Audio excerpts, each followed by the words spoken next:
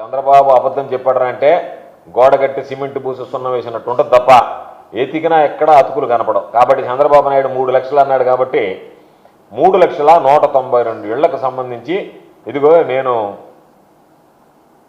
గృహప్రవేశాలన్నీ చేసేస్తున్నాను, దానికి సంబంధించినటువంటి ఇళ్ల నిర్మాణం పూర్తి చేశానని చెప్పడం జరిగింది.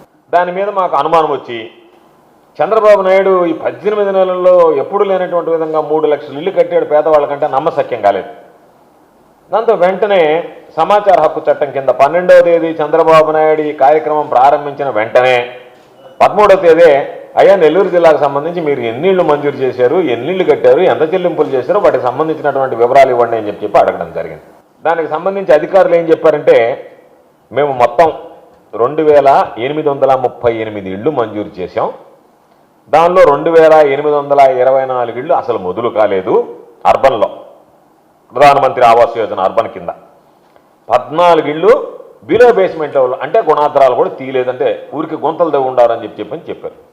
డబ్బులు రూపాయి ఇవ్వలేదు అని చెప్పి పేమెంట్ ఎంత చేశారని అడిగితే ఎక్కడ ₹1 కూడా పేమెంట్ ఇవ్వలేదు అని చెప్పి అధికారులు నిర్ధారించినటువంటి కాగితం. కాబట్టి ఈరోజు జగన్మోహన్ రెడ్డి గారి హయాంలో మేము ఇళ్ల స్థలాలు ఇచ్చాం, ఇళ్ళు ఇచ్చాం, అనేక సందర్భాల్లో చెప్పాం, ఇళ్ళు కాదు ఊళ్ళు నిర్మిస్తున్నాం అని చెప్పాం. జగన్మోహన్ రెడ్డి గారు పేదవాడిని గురించి ఆలోచన చేసి ఇళ్ళు ఇస్తే ఆ ఇళ్ళు నీ ఖాతాలు వేసుకునేటువంటి నీచ స్థితికి ఒక ముఖ్యమంత్రి స్థాయి వ్యక్తి దిగజారిపోతాడా?